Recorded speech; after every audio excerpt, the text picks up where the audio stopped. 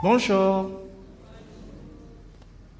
je suis Kounigan Edem Kwashikader. Je suis le CEO de la startup Calc3D. Je viens d'un magnifique pays, un pays qui a pris le train de l'innovation. C'est le pays des éperviers, vous connaissez, le pays d'Adebayor Chei, le pays des Toufan, mon Togo. Je vais vous parler aujourd'hui des technologies. Mais pour commencer, on va faire un petit exercice. J'aimerais que tout un chacun imagine un objet. Imaginez une chaussure. Imaginez un gobelet. Imaginez une cuillère. Ou imaginez une coque de téléphone. Est-ce que ça ne serait pas génial si ces objets que vous venez d'imaginer pouvaient apparaître dans vos mains? Est-ce que ça ce n'est pas génial si vous pouvez créer tous ces objets-là? Eh bien, je vous dis que la baguette magique existe. L'impression 3D. L'impression 3D est une technologie qui permet de créer rapidement des prototypes et des objets sans utiliser de lourds systèmes d'industrie. L'impression 3D, c'est comme avoir dans sa chambre, posé sur une table, toute une usine. Et moi, je crois fermement que cette technologie-là peut changer le développement économique de notre Afrique. Car nous avons besoin de technologies abordables et pas très coûteuses. Mon aventure avec l'impression 3D commence en 2014. J'étais là à suivre un journal télévisé de France 2 et le présentateur annonçait un truc formidable. La 3e révolution industrielle. Waouh!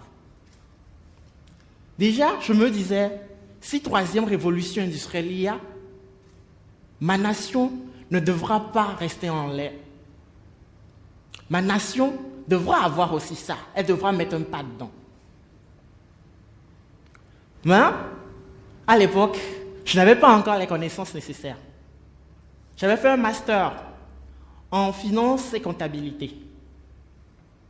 Mais, j'ai pris le temps d'étudier, d'aller sur Internet, de fouiller, de voir, d'apprendre. Et dans mon second parcours scolaire, où j'ai appris les infrastructures de génie civil, je me suis mis dans la programmation et surtout la modélisation des objets. Après 2 ans de recherche sur les mouvements RepRap, sur les mouvements open source, et après avoir réuni les moyens, j'ai réussi à acheter des pièces et composer ma première machine. C'était waouh pour moi. On a la machine, il fallait l'expérimenter. Et moi, fan de Game of Thrones, la première chose que je fis, c'est un dragon. Je présentais le dragon à ma maman et je lui expliquais toutes les possibilités de cette fameuse technologie-là. Vous connaissez les mamans africaines. Tu es là, tu racontes des codes, des trucs. Ta technologie, elle est géniale. Mais si elle est vraiment géniale, est-ce qu'elle peut me faire une boucle d'oreille? C'est ce que ma maman me demanda. Est-ce qu'elle peut me faire la boucle d'oreille suivant ce design-là? Avec mon nom dessus? Oui, maman, bien sûr. Je retorquais. Et après, quelques heures de travail, je reviens avec les boucles d'oreilles de maman. L'instant était magique. Maman était subjuguée. Waouh! Elle venait de participer à quelque chose de nouveau. On ne produisait plus quelque chose loin d'elle. Designer ailleurs, fabriquer à des milliers de kilomètres de chez elle. Mais elle pouvait apporter son idée et l'objet pouvait être créé. C'était fantastique. Et pour la petite histoire, j'étais devenu dans tout le quartier le fabricant de boucles d'oreilles grâce à maman. Alors j'ai commencé à expliquer la technologie, à faire connaître cette technologie-là autour de moi. Mais les gens étaient souvent assez dubitatifs sur la réelle fonctionnalité des objets que je fabriquais. Alors j'ai pris l'habitude de fabriquer ce sifflet-là. Je regarde et je vois tout le monde se dire, est-ce que ce truc va siffler vraiment? Ça siffle. Et là, je me suis donné pour objectif d'apporter cette technologie-là, là où on en a vraiment besoin dans notre économie. Car on a besoin, en Afrique, de moins de production. Imaginez un peu, il y a plein de jeunes qui sortent de géniaux projets en électronique, mais qui ne peuvent pas le présenter. Achèterez-vous un téléphone portable s'il était mis dans un carton avec du scotch? Moi, non. Mais l'impression 3D nous donne cette possibilité-là aujourd'hui de produire ces coques, de produire ces emballages-là pour nos objets que nous créons ici chez nous. L'impression 3D aussi a quelque chose de magique.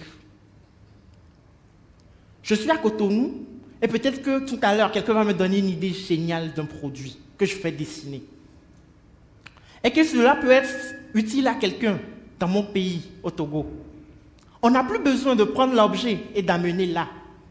Il suffirait d'envoyer le fichier qu'on aura créé à Lomé, et de là, n'importe qui pourrait recréer l'objet facilement. N'est-ce pas fantastique? Eh bien, dans ma quête, il fallait toujours réfléchir et améliorer les choses.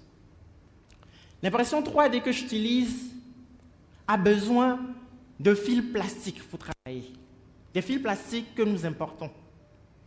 Mais j'observe qu'il y a des bidons d'eau qu'on jette. Pourquoi ne pas utiliser ces bidons d'eau-là, les transformer et leur donner une nouvelle vie en tant qu'objet?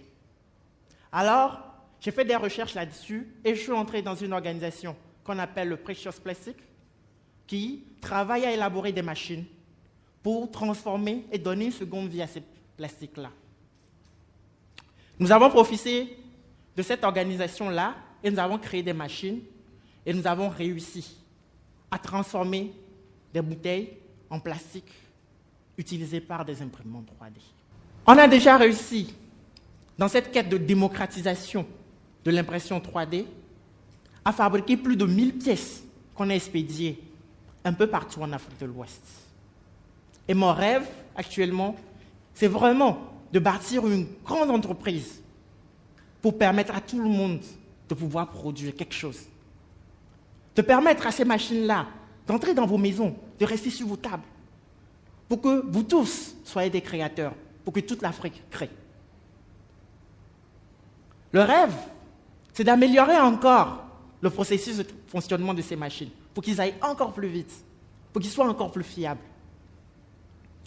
De les améliorer en créant des machines à commande numérique capables d'aider nos menuisiers à faire un travail impeccable.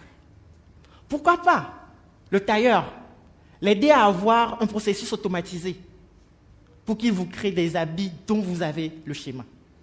Ça serait formidable. Et pour finir, en tant qu'ingénieur génie civil, je fais un souhait. D'ici 10 ans, permettre à tout un chacun ici dans cette salle d'avoir un logement décent, une maison de ses rêves, bâtie par de grandes imprimantes 3D. Et si vous êtes tous d'accord avec cette idée-là, acclamez pour vous-même.